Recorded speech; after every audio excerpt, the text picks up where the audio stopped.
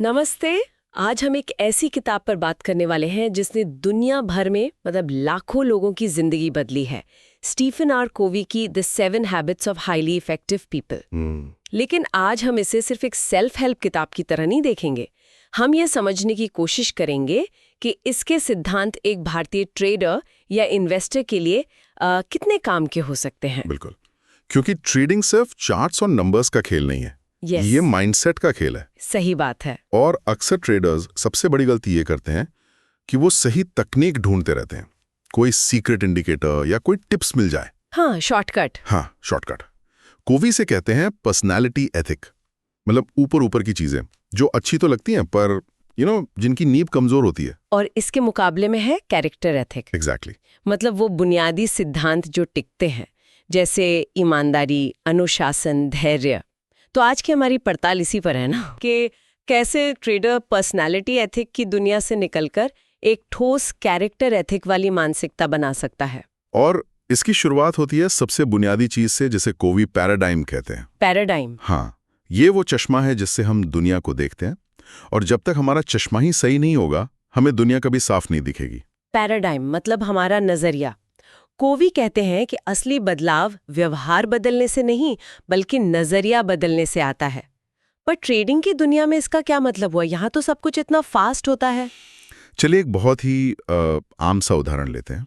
मान लीजिए बाजार क्रैश हो गया। ओके। और किसी के पोर्टफोलियो में एक ही दिन में 5 लाख का नुकसान दिख रहा है। अब एक पैराडाइम यानी एक नजरिया ये है कि हे भगवान, मेरे 5 लाख डूब गए, ऑपरेटरों ने गेम कर दिया, अब सब बेचना ही पड़ेगा। जो कि ज्यादातर लोगों का पहला रिएक्शन होता है। बिल्कुल हाँ, ये घबराहट वाला नजरिया है। लेकिन एक दूसरा पैराडाइम भी तो है, एक पैराडाइम शिफ्ट। क्या वो क्या है? वाह, जिन बेहतरीन कंपनियों को मैं महीनों से देख रहा था वो आज 20% डिस्काउंट पर मिल रही हैं। ये मेरे लिए अपने पोर्टफोलियो में अच्छी क्वालिटी के स्टॉक्स जोड़ने का सुनहरा मौका है। कमाल है। देखिए, हालात वही हैं, बाजार गिरा है, लेकिन दोनों लोगों के लिए उसकी हकीकत बिल्कुल अलग है। मतलब एक के लिए तबाही, दूसरे के लिए मौका। बिल्कुल। यहाँ एक बात मेरे दिमाग में आ रही है, ये सिर्फ पॉजिटिव थिंकिंग तो नहीं है ना? ऐसा नहीं है कि बस सब अच्छा होगा सोच के बैठ गए। बहुत अच्छा सवाल है ये पॉजिटिव थिंकिंग से कहीं ज्यादा गहरा है। पॉजिटिव थिंकिंग तो ये हो सकती है कि कोई बात नहीं, कल मार्केट ऊपर आ जाएगा। लेकिन पैराडाइम शिफ्ट का मतलब है कि आपके पास पहले से एक ऐसा मेंटल मॉडल है जो मानता है कि बाजार के उतार चढ़ाव स्वाभाविक हैं और गिरावट खरीदने का अवसर होता है। समझ गई। मतलब वो पहले से तैयार है उस सिचुएशन के लिए। हाँ, जहां एक व्यक्ति घबरा रहा है वहीं दूसरा अपने प्लान के हिसाब से काम कर रहा है।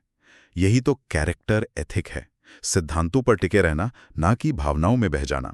तो अगर हमारी सारी समस्याएं हमारे गलत नजरिए यानी पैराडाइम से शुरू होती हैं, तो इसे ठीक कैसे करें? यहीं पे शायद पहली आदत काम आती है। एकदम सही।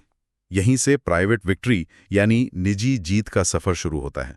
और पहली आदत इसकी नींव है, बी प्रोएक्टिव, सक्रिय बने। प्रोएक्टिव होना, इसका मतलब ज्यादातर लोग ये समझते हैं कि पहल करना, एक्शन लेना। लेकिन मुझे लगता है कोवी का मतलब इससे कहीं ज्यादा गहरा है। पर एक ट्रेडर के लिए तो हर पल एक्शन लेना, जल्दी रिएक्ट करना, ये सब कुछ माना जाता है। कोई बुरी खबर आई तो तुरंत बेचो, अच्छी आई तो खरीदो। क्या ये प्रोएक्टिव होना नहीं है? ये एक बहुत बड़ा भ्रम है और आपका सवाल बेहतरीन है। कोवी रिएक्ट करने और रिस्पॉन्ड करने में फर्क बताते हैं। अच्छा, रिएक्ट करना एक भावनात्मक आवेगी प्रतिक्रिया है। बुरी खबर आई, दिल की धड़कन बढ़ी और आपने पैनिक में आकर बेच दिया। ये क्या हुआ? बाहरी घटना का आप पर सीधा कंट्रोल है। मतलब हम एक कठपुतली की तरह हैं जिसकी डोरी बाजार के हाथ में है। बिल्कुल। और फिर हम कहते हैं ऑपरेटरों ने बाजार गिरा दिया, सरकार की नीतियों की वजह से नुकसान हो गया, या उस टीवी एनालिस्ट की वजह से मैंने खरीदा और फंस गया। ये सब रिएक्टिव भाषा है। बिल्कुल। हम अपनी जिम्मेदारी किसी और पर डाल रहे हैं। वहीं दूसरी तरफ रिस्पॉन्ड करना एक सोची समझी चुनी हुई प्रतिक्रिया है। कैसे? बुरी खबर आई, आपने एक गहरी सांस ली और सोचा, ठीक है, ये खबर आई है, मेरे ट्रेडिंग प्लान के हिसाब से इस स्थिति में मुझे क्या करना चाहिए? क्या ये मेरे स्टॉप लॉस को छू रहा है? अच्छा, क्या ये मेरी लॉन्ग टर्म थीसिस को बदलता है? यहाँ आप खबर और अपनी प्रतिक्रिया के बीच एक गैप बनाते हैं। उस गैप में सोचने और चुनने की ताकत ही प्रोएक्टिव होना है। परफेक्ट। ये तो कमाल की बात है। इसका मतलब प्रोएक्टिव होने का मतलब कभी कभी कुछ ना करना भी हो सकता है। आपने बिल्कुल सही पकड़ा। बाजार में गिरावट के समय जब आपका मन बेचने के लिए चिल्ला रहा हो, तब अपने प्लान पर टिके रहना और कुछ न करना ही सबसे बड़ा प्रोएक्टिव एक्शन हो सकता है। वाह। प्रोएक्टिव ट्रेडर अपने साथ अपना मौसम लेकर चलता है। बाजार लाल हो या हरा, उसका मूड और उसके फैसले बाजार के रंग से तय नहीं होते। वो अपने सर्कल ऑफ इन्फ्लुएंस में काम करता है। सर्कल ऑफ इन्फ्लुएंस मतलब वो चीजें जिन पर हमारा कंट्रोल है। जैसे एक ट्रेडर का कंट्रोल किस पर है? बाजार की चाल पर नहीं।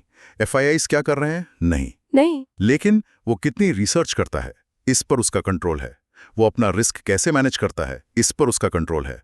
वो अपने इमोशंस को कैसे काबू में रखता है, इस पर उसका कंट्रोल है। तो रिएक्टिव लोग अपना समय और ऊर्जा उन चीजों पर बर्बाद करते हैं जिन पर कंट्रोल नहीं है। हाँ, जिसे कोवी सर्कल ऑफ कंसर्न कहते हैं। जबकि प्रोएक्टिव लोग अपनी पूरी ताकत अपने प्रभाव के दायरे में लगाते हैं। ठीक है, तो प्रोएक्टिव होना मतलब अपनी एनर्जी सही जगह लगाना। ये एक मजबूत नींव है।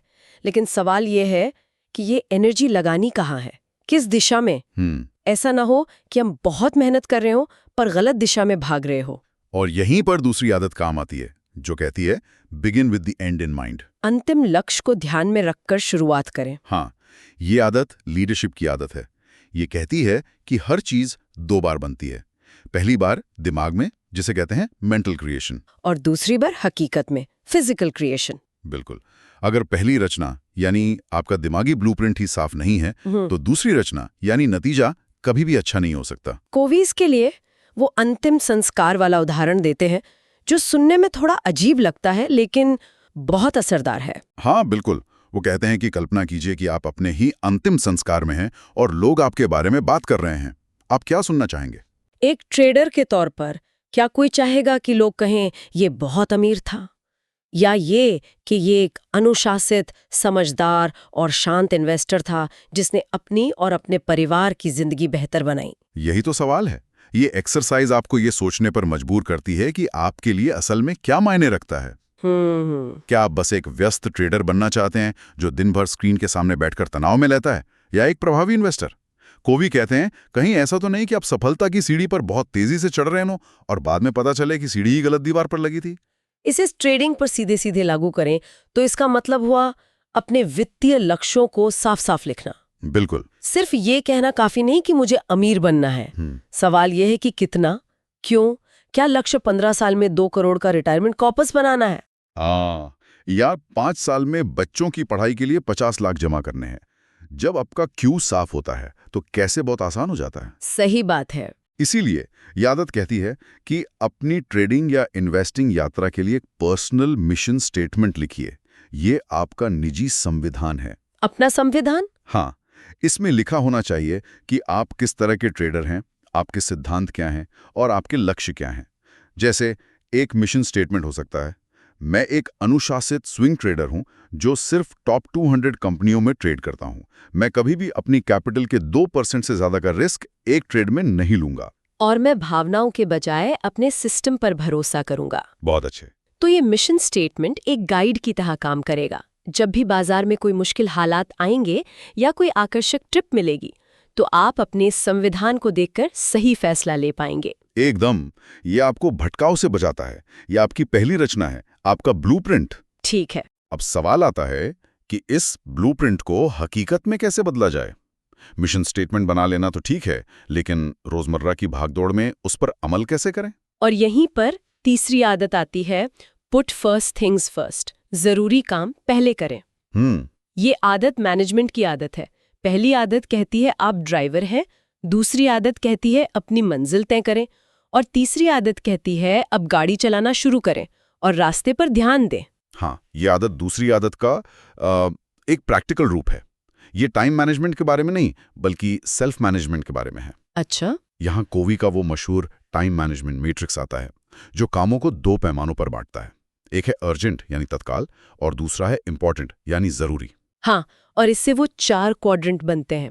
क्वाड्रेंट आई में जरूरी और तत्काल काम होते हैं। जैसे एक ट्रेडर के लिए मार्जिन कॉल आ जाना या किसी ट्रेड में स्टॉप लॉस हिट हो जाना, ये संकट हैं, इनसे तुरंत निपटना पड़ता है। ओके। और क्वाड्रेंट 3 में तत्काल काम होते हैं पर वो जरूरी नहीं होते, जैसे फोन पर आने वाले ज्यादातर नोटिफिकेशंस या लगातार स्टॉक प्राइस चेक करना, बिल्कुल, टीवी पर हर ब्रेकिंग न्यूज पर रिएक्ट करना, ये चीजें हमारा ध्यान खींचती हैं, हमें व्यस्त महसूस कराती हैं, पर असल में हमारे लक्ष्य में कोई मदद नहीं करती। और क्वाड्रेंट आईवी तो बस टाइम पास है। हाँ, तो ज्यादातर असफल ट्रेडर्स अपना पूरा दिन क्वाड्रेंट आई और क्वाड्रेंट 3 में बिताते हैं। वो हमेशा आग बुझाने में लगे रहते हैं। मतलब या तो वो किसी संकट से जूझ रहे होते हैं, या फिर वो तत्काल लगने वाली बेकार की चीजों में उलझे रहते हैं। उन्हें लगता है कि वो बहुत प्रोडक्टिव है क्योंकि वो बहुत व्यस्त है। लेकिन जो सच में प्रभावी लोग हैं वे अपना ज्यादातर समय एक ही जगह बिताते हैं, क्वाड्रेंट 2। हाँ, ये वो काम है जो जरूरी तो हैं पर तत्काल नहीं है, और यहीं पर असली जादू छिपा है।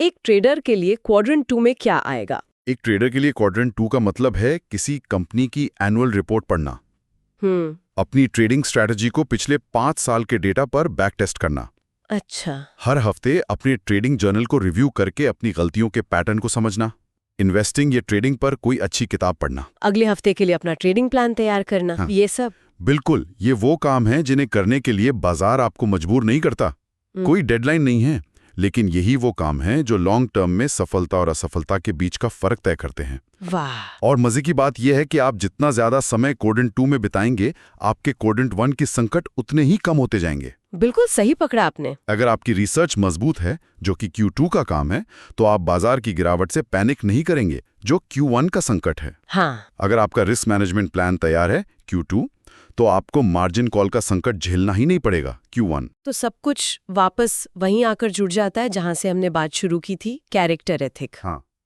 कोई भी टू डू लिस्ट बना सकता है, वो पर्सनालिटी एथिक है। लेकिन रोज रोज क्वाड्रेंट 3 के भटकावों को ना कहकर क्वाड्रेंट 2 के जरूरी कामों को चुनना, इसके लिए अनुशासन और चरित्र की जरूरत होती है। बिल्कुल।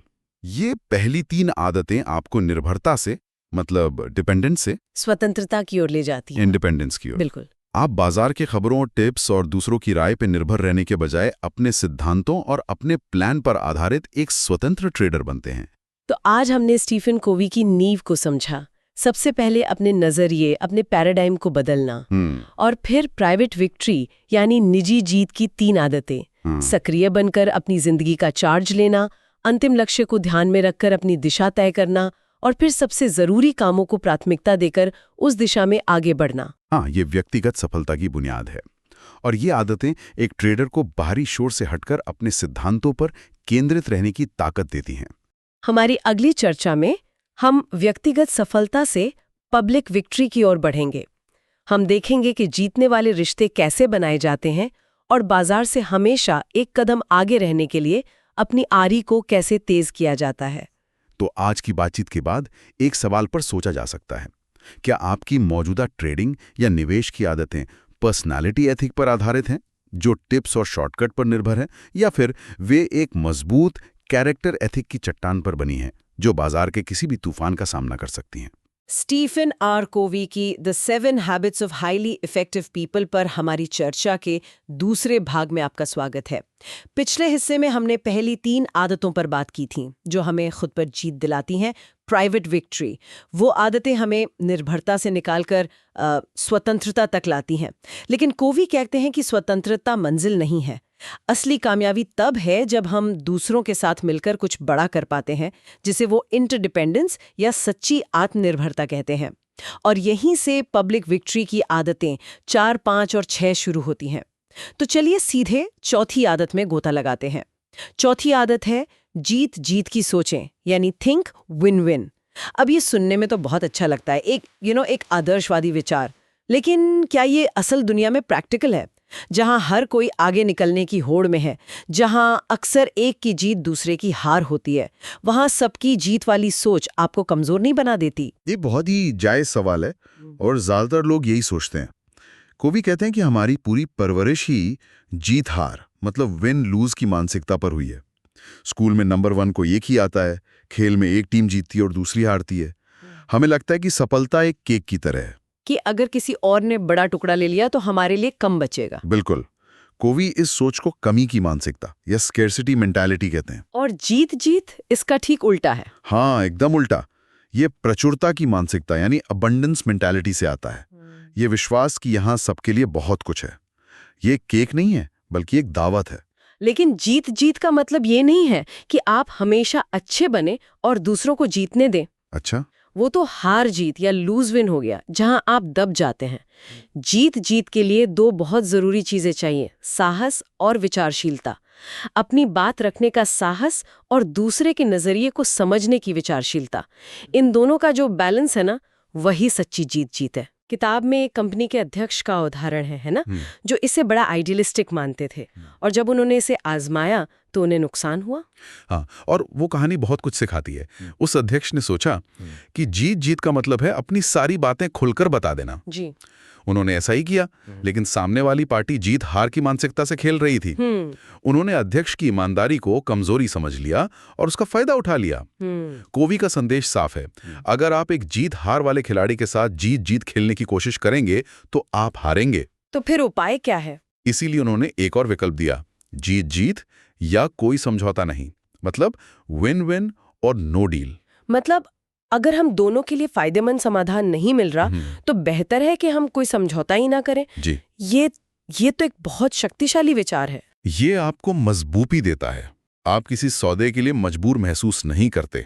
और इस सोच को अमल में लाने के लिए कोवी ने 5 आयाम बताए हैं, जिनमें से 2 मुझे सबसे अहम लगते हैं। पहला है चरित्र, यानी आपकी अपनी सत्यनिष्ठा, और दूसरा है सहायक प्रणालियां या सपोर्टिव सिस्टम्स। सपोर्टिव सिस्टम से क्या मतलब है? मतलब ये कि कई कंपनियां कहती हैं कि हम टीम वर्क और जीत जीत में विश्वास करते हैं, लेकिन उनका सारा बोनस और प्रमोशन सिस्टम व्यक्तिगत जीत हार पर बना होता है। अच्छा, कि वे सबसे ज्यादा सेल्स करने वाले को इनाम देते हैं, टीम को नहीं। एग्जैक्टली। इस तरह के विरोधाभास में जीत जीत की संस्कृति कभी पनप ही नहीं सकती। तो अगर जीत जीत के लिए साहस और विचारशीलता का संतुलन चाहिए, तो उस विचारशीलता का शायद सबसे बड़ा सबूत ये है कि आप वाकई में दूसरे व्यक्ति को सुनने और समझने की कोशिश करें, जो अपने आप में एक बहुत बड़ी कला है। और शायद यही कोवी की अगली आदत का सार है। आपने बिल्कुल सही नस पकड़ी है। आदत 5 है, पहले दूसरों को समझें, फिर अपनी बात समझाएं। Seek first to understand, then to be understood. और ये शायद इस किताब की सबसे शक्तिशाली और सबसे मुश्किल आदत है। इस आदत में जो बात मुझे सबसे ज्यादा चौंकाती है वो है ऑप्टोमेट्रिस्ट यानी आंखों के डॉक्टर वाला उदाहरण। ये इतना सरल लेकिन इतना सटीक है। आप सोचिए, आप डॉक्टर के पास जाएं और कहें, डॉक्टर साहब मुझे धुंधला दिख रहा है, और वो बिना जांच किए अपना चश्मा उतारकर आपको दे दें और कहे, ये लीजिए, इसे पहनिए, मेरे लिए ये बढ़िया काम करता है। हास्यास्पद लगेगा, है ना? लेकिन हम अपने रोजमर्रा की बातचीत में ठीक यही करते हैं। कोई दोस्त अपनी समस्या बताता है और हम तुरंत उसे सलाह देने लगते हैं, अपनी कहानी सुनाने लगते हैं। हम समझने के इरादे से नहीं, बल्कि जवाब देने के इरादे से सुनते हैं। हम या तो बोल रहे होते हैं या बोलने की तैयारी कर रहे होते हैं। कोवी कहते हैं कि इसका समाधान है सहानुभूतिपूर्ण श्रवण या एम्पैथेटिक लिसनिंग। है ना? ये उससे कुछ ज्यादा है। नहीं, ये उससे कहीं ज्यादा गहरा है। इसका मतलब है दूसरे व्यक्ति के नजरिए से दुनिया को देखना, उनके शब्दों को नहीं, उनकी भावनाओं को सुनना। जब आप ऐसा करते हैं तो आप उस व्यक्ति को एक अनमोल तोहफा देते हैं। कोवी इसे मनोवैज्ञानिक हवा या साइकोलॉजिकल एयर कहते हैं। मनोवैज्ञानिक हवा, वाह! मतलब सामने वाले को खुलकर सांस लेने की जगह देना। बिल्कुल। जब किसी को लगता है कि उसकी बात बिना किसी फैसले के पूरी तरह सुनी जा रही है, तो उसका तनाव कम हो जाता है और दिमाग साफ हो जाता है। तभी वो आपकी सलाह या आपके नजरिए को सुनने के लिए तैयार होता है। लेकिन किसी को इतनी गहराई से सुनना तो खतरनाक भी हो सकता है। आप उनकी बातों से प्रभावित हो सकते हैं, अपनी राय बदल सकते हैं, मतलब आप असुरक्षित महसूस कर सकते हैं। क्या इसीलिए पहली 3 आदतें, प्रोएक्टिव बनना, अंत को ध्यान में रखकर शुरू करना और पहली चीजों को पहले रखना, इतनी जरूरी है? बिल्कुल। पहली 3 आदतें आपको एक मजबूत आंतरिक आधार देती हैं, एक कोर देती है। जब आप जानते हैं कि आपके सिद्धांत क्या हैं, आपका केंद्र क्या है, तो आप दूसरों को खुले दिमाग से सुन सकते हैं, बिना इस डर के कि आप अपना वजूद खो देंगे। और जब आप दूसरे को पूरी तरह समझ लेते हैं, तभी अपनी बात समझाने का सही समय आता है। हाँ। कोवी यहाँ प्राचीन यूनानियों के दर्शन का हवाला देते हैं, ईथोस, पैथोस और लोगोस। हाँ, ये बहुत दिलचस्प है। ईथोस यानी आपका चरित्र, आपकी विश्वसनीयता। पैथोस यानी आपकी सहानुभूति, ये दिखाना कि आप दूसरे की भावनाएं समझते हैं। और लोगोस यानी आपका तर्क, आपकी बात का लॉजिक। और क्रम सबसे ज्यादा मायने रखता है। हम अक्सर सीधे लोगोस यानी तर्क से शुरू करते हैं। हाँ, अपनी बात साबित करने में लग जाते हैं। सही। लेकिन लोग आपके तर्क को तब तक नहीं सुनेंगे जब तक वे आपके चरित्र मतलब ईथोस पर भरोसा नहीं करते और आपकी सहानुभूति यानी पैथोस को महसूस नहीं करते। पहले रिश्ता, फिर तर्क। पहले समझें, फिर समझाएं। बिल्कुल। और जब दो लोग एक दूसरे को सच में समझ लेते हैं तब जादू होता है। तब एक और एक मिलकर 2 नहीं 11 हो जाते हैं। और यही हमें छठी आदत पर लाता है, सिनर्जी बनाएं, सिनर्जाइज। ईमानदारी से कहूं तो ये सिनर्जी शब्द आजकल इतना ज्यादा इस्तेमाल होता है कि इसका मतलब ही खो गया है। कॉर्पोरेट मीटिंग्स में ये बस एक बज़वर्ड बनकर रह गया है। कोवी का असल में इससे क्या मतलब था जो आज के कॉर्पोरेट जार्गन से अलग हो? आपका कहना सही है, ये शब्द बहुत घिस चुका है।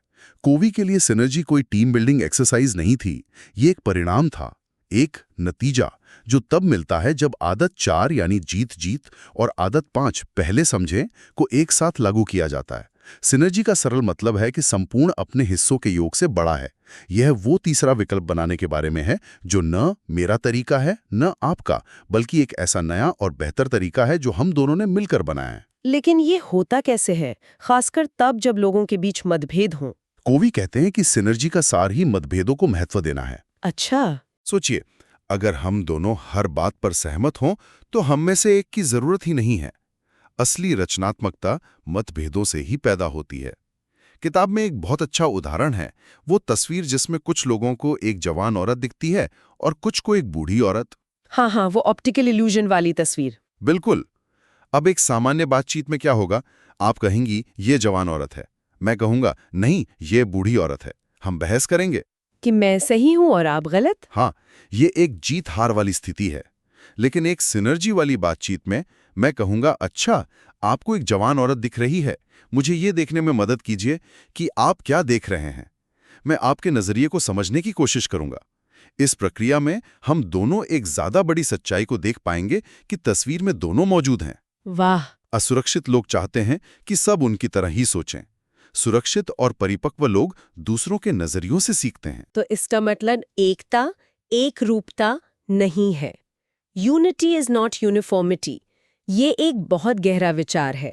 ये सारी आदतें सुनने में बहुत अच्छी लगती हैं, लेकिन इन्हें लगातार अपनी जिंदगी में बनाए रखने के लिए ऊर्जा और अनुशासन कहाँ से आएगा? मुझे लगता है यहीं पर आखिरी और 7वीं आदत काम आती है। हाँ, आदत 7, आरी को तेज करें या ऐसे शार्पन द सॉ। ये वो आदत है जो बाकी सभी आदतों को संभव बनाती है। ये उस लकड़हारे की कहानी पर आधारित है जो घंटों से एक पेड़ काटने की कोशिश कर रहा था, लेकिन काट नहीं पा रहा था क्योंकि उसकी आरी की धार चली गई थी। किसी ने उसे रोककर आरी तेज करने की सलाह दी तो उसने कहा, मेरे पास वक्त नहीं है, मैं पेड़ काटने में बहुत व्यस्त हूं। मैं सच बताऊं, मैं इस आदत से सबसे ज्यादा संघर्ष करती हूँ। हमेशा लगता है कि काम इतना ज्यादा है कि 1 घंटा व्यायाम करने, किताब पढ़ने या बस शांत बैठने के लिए निकालने का मतलब है पीछे रह जाना।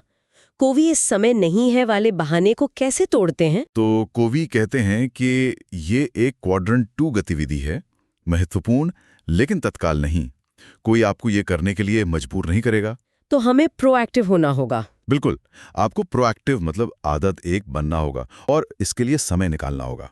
और ये समय एक खर्च नहीं बल्कि एक निवेश है। वो 1 घंटा जो आप आरी तेज करने में लगाते हैं, वो आपके बाकी तेज घंटों की प्रभावशीलता और उत्पादकता को कई गुना बढ़ा देता है। और आरी तेज करने का मतलब सिर्फ शारीरिक व्यायाम नहीं है, है ना? इसके और भी आयाम हैं। बिल्कुल नहीं। कोवी कहते हैं कि हमें अपने जीवन के 4 मुख्य आयामों को लगातार नया करते रहना चाहिए। पहला है शारीरिक, व्यायाम, पोषण, आराम। दूसरा है मानसिक, पढ़ना, लिखना, कुछ नया सीखना। तीसरा है सामाजिक, भावनात्मक, लोगों से गहरे रिश्ते बनाना, दूसरों की सेवा करना। और यहीं पर हम आदत 4, 5 और 6 का अभ्यास करते हैं। सही। और चौथा है आध्यात्मिक, ध्यान, प्रकृति में समय बिताना या अपने मूल्यों पर चिंतन करना। इन चारों में संतुलन बहुत जरूरी है। और जब हम ऐसा लगातार करते हैं तो हम एक जगह रुके नहीं रहते, बल्कि बेहतर होते जाते हैं। शायद यही वो ऊपर की ओर सर्पिल वाली बात है। हाँ, कोवी से अपवर्ड स्पाइरल या विकास का एक ऐसा चक्र कहते हैं जो हमें हमेशा ऊपर की ओर ले जाता है। हर बार जब आप इन चारों आयामों में खुद को नया करते हैं तो आप एक ऊंचे स्तर पर पहुंचते हैं। आप सीखते हैं, फिर उसे करने का संकल्प लेते हैं और फिर उसे करते हैं। ये प्रक्रिया आपको लगातार बेहतर इंसान बनाती है। तो इन सभी 7 आदतों को एक साथ रखकर देखें तो क्या तस्वीर बनती है? ये पूरी किताब असल में किस यात्रा के बारे में है? ये यात्रा 3 चरणों की है। हम सब निर्भरता यानी डिपेंडेंस से शुरू करते हैं। ये आपका नजरिया है, आप मेरा ख्याल रखें। बचपन की अवस्था? हाँ। फिर आदत 1, 2 और 3 के जरिए हम निजी जीत हासिल करते हैं और स्वतंत्रता यानी इंडिपेंडेंस तक पहुंचते हैं। ये मैं का नजरिया है, मैं ये कर सकता हूं, मैं जिम्मेदार हूं। और हमारी ज्यादातर सोसाइटी स्वतंत्रता को ही अंतिम लक्ष्य मानती है। सही कहा। सेल्फ मेड होने का विचार बहुत प्रचलित है। सही कहा। लेकिन कोवी कहते हैं कि जीवन की वास्तविकता ये है कि हम सब एक दूसरे से जुड़े हुए हैं।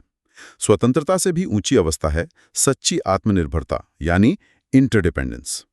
ये हम का नजरिया है, हम मिलकर कुछ अद्भुत बना सकते हैं। और इस अवस्था तक हम आदत 4, 5 और 6 यानी सार्वजनिक जीत के माध्यम से पहुंचते हैं। और यहाँ सबसे महत्वपूर्ण बात यह है कि सच्ची आत्मनिर्भरता एक ऐसा विकल्प है जिसे केवल स्वतंत्र लोग ही चुन सकते हैं। मतलब जब तक आप मैं के स्तर पर मजबूत नहीं हैं, तब तक आप हम के स्तर पर प्रभावी ढंग से सहयोग नहीं कर सकते।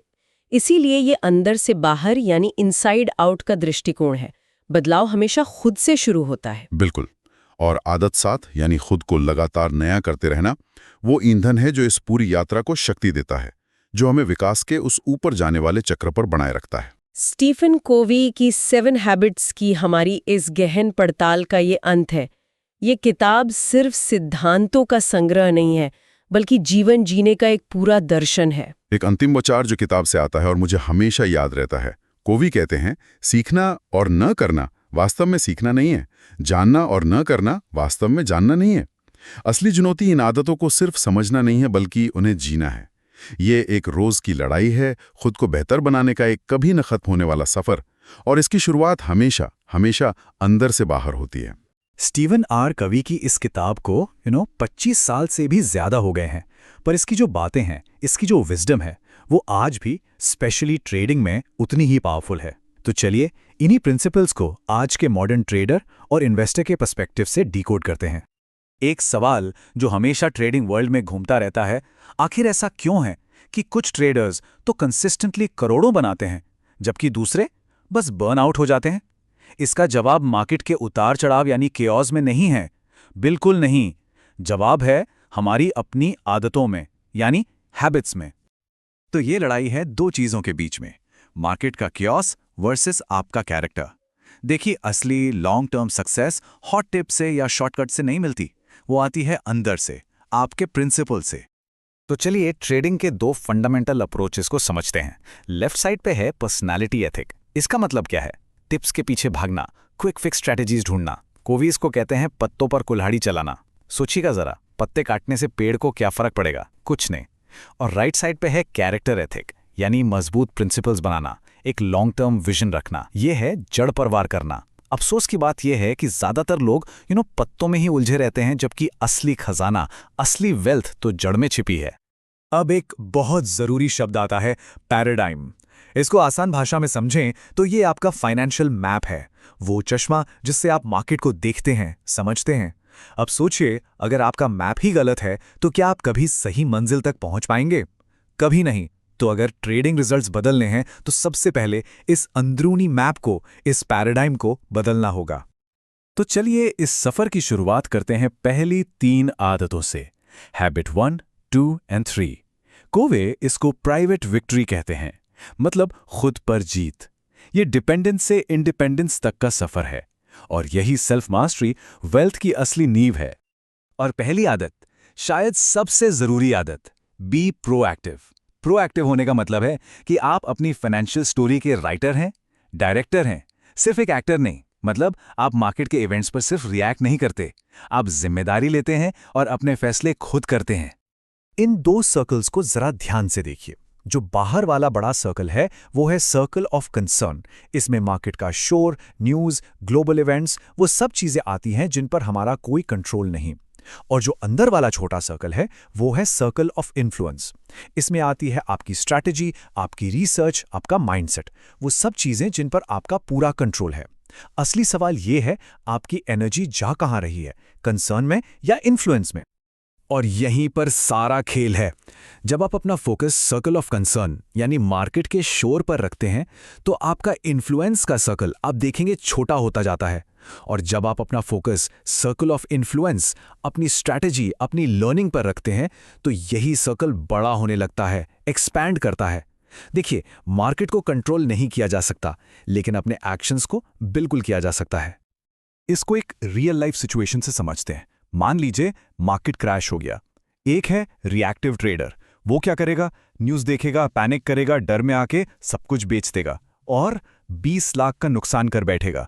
अब दूसरी तरफ है प्रोएक्टिव ट्रेडर, वो भी उसी क्रैश में है, लेकिन वो शांत रहता है, अपने प्रिंसिपल्स, अपने प्लान पे टिका रहता है, और नतीजा वो अपने 2 करोड़ के पोर्टफोलियो को प्रोटेक्ट कर लेता है। देखा, सिर्फ एक आदत का फर्क और कितना बड़ा फाइनेंशियल इंपैक्ट है। आपके शब्दों से, आपकी भाषा से ही आपका माइंडसेट पता चलता है। एक रिएक्टिव ट्रेडर क्या बोलेगा? मैं कुछ नहीं कर सकता, या मार्केट ने तो मुझे पागल कर दिया है। वहीं एक प्रोएक्टिव ट्रेडर बोलेगा, ओके चलो ऑल्टरनेटिव्स देखते हैं, या मैं अपनी फीलिंग्स को कंट्रोल कर सकता हूं। जो आपके इंटरनल मोनोलॉग है ना, वही आपके ट्रेडिंग रिजल्ट्स डिसाइड करती है। चलिए अब आते हैं हैबिट 2 पर, begin with the and in mind. इसका सीधा सा मतलब है अपने फाइनेंशियल मंजिल को पहले से ही बिल्कुल क्रिस्टल क्लियर तय करना। सोचिए, अगर हैबिट 1 कहती है कि आप प्रोग्रामर हैं, तो हैबिट 2 कहती है कि प्रोग्रामिंग शुरू करने से पहले प्रोग्राम लिखो तो सही। बिना डेस्टिनेशन के गाड़ी कहीं भी नहीं पहुंचेगी। तो आपका सेंटर क्या है? मतलब आपके डिसीजंस आते कहां से हैं? क्या मार्केट के डर से, या दूसरों की ओपिनियन से, या फिर अपने प्रिंसिपल्स से? जब आपका सेंटर प्रिंसिपल्स पर बेस्ड होता है तो वो आपको 4 चीजें देता है: सिक्योरिटी, गाइडेंस, विजडम और पावर, खासकर उस वक्त जब मार्केट में तूफान आया हो। अब आती है habit 3, put first things first. ये है एग्जीक्यूशन की आदत। लॉजिक को समझिए। हैबिट 1 कहती है आप प्रोग्रामर हैं, हैबिट 2 कहती है प्रोग्राम लिखिए, और हैबिट 3 कहती है अब उस प्रोग्राम को रोज डिसिप्लिन के साथ रन कीजिए। और ये है उस डिसिप्लिन का सीक्रेट, क्वाड्रेंट 2। इसमें वो काम आते हैं जो इंपॉर्टेंट तो बहुत हैं पर अर्जेंट नहीं लगते, जैसे डीप रिसर्च करना, नई चीजें सीखना, स्ट्रैटेजी प्लानिंग करना। जो ट्रेडर्स अपना ज़्यादा टाइम यहाँ इन्वेस्ट करते हैं, उनके पास विजन होता है, डिसिप्लिन होता है, कंट्रोल होता है। उन्हें रोज-रोज ट्रेडिंग में आग बुझाने की ज़रूरत नहीं पड़ती। तो प्राइवेट विक्ट्री यानी खुद पर मास्टरी हासिल करने के बाद अब हम आते हैं नेक्स्ट लेवल पर, जिसे कहते हैं द पब्लिक विक्ट्री। यहाँ सफ़र है इंडिपेंडेंस से इंटरडिपेंडेंस का। मतलब अकेले काम करने से बेहतर है कोलैबोरेशन से काम करना, जिससे और भी बड़ी सफलता मिलती है। ये डायग्राम इस पूरे प्रोसेस को बहुत अच्छे से समझाता है। प्राइवेट विक्ट्री यानी हैबिट 1, 2 और 3, ये वो फाउंडेशन है, वो नींव है जिस पर पब्लिक विक्ट्री यानी हैबिट 4, 5 और 6 खड़ी होती है। आप सीधे ऊपर जंप नहीं कर सकते। ये एक इनसाइड आउट प्रोसेस है, पहले अंदर फिर बाहर। तो पब्लिक विक्ट्री की 3 आदतें हैं। पहली, हैबिट 4, थिंक विन विन। मतलब मार्केट को एक जीरो सम गेम की तरह नहीं देखना, जहां एक हारता है तो दूसरा जीतता है, बल्कि ऐसी डील्स ढूंढना जो सबके लिए आगे जाकर फायदेमंद हो। फिर आती है habit 5, seek first to understand then to be understood. यानी कोई भी ट्रेड लेने से पहले मार्केट के सेंटिमेंट को, उसकी साइकोलॉजी को गहराई से समझना। और आखिर में हैबिट 6, सिनर्जाइज, जो इन सब को जोड़ती है। यहां पे कीवर्ड है सिनर्जी।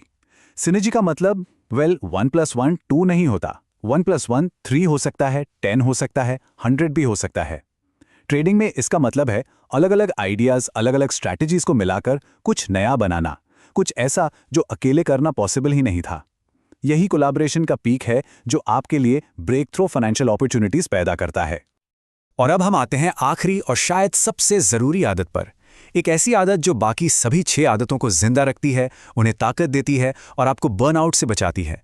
ये है हैबिट 7। और आखिरी आदत है शार्पन द सॉ, यानी आरी को तेज करते रहना। लॉन्ग टर्म वेल्थ के लिए आपको लगातार खुद को रिन्यू करना होगा इन 4 डायमेंशंस में। फिजिकल, आपकी हेल्थ; मेंटल, आपकी लर्निंग; स्पिरिचुअल, आपके वैल्यूज; और सोशल या इमोशनल, आपके रिलेशनशिप्स। याद रखिएगा, एक कुंद आरी से पेड़ काटने में घंटों लग सकते हैं। तो इन सब को अब एक साथ जोड़कर देखते हैं। ये 7 आदतें, ये सिर्फ टिप्स एंड ट्रिक्स नहीं है, ये सफलता के लिए एक कंप्लीट, एक एक्शनेबल ब्लूप्रिंट है। ये पूरा मॉडल आपकी ट्रेडिंग जर्नी का रोड मैप है। ये दिखाता है कि कैसे डिपेंडेंस से शुरू करके इंडिपेंडेंस तक पहुंचना है। ये एक कंटिन्यूअस ग्रोथ साइकिल है। पहले प्राइवेट विक्ट्री, फिर पब्लिक विक्ट्री और फिर शार्पन द सॉ के साथ हमेशा खुद को बेहतर बनाते रहना। तो आखिर में सवाल बस इतना सा है, क्या आप मार्केट के शोर पर, उसके नॉइज पर बस रिएक्ट कर रहे हैं, या आप लॉन्ग टर्म वेल्थ के लिए एक प्रिंसिपल्स पर आधारित फाउंडेशन बना रहे हैं? चॉइस हमेशा आपकी है। AA Easy Trading and Investing with Manth Thapa।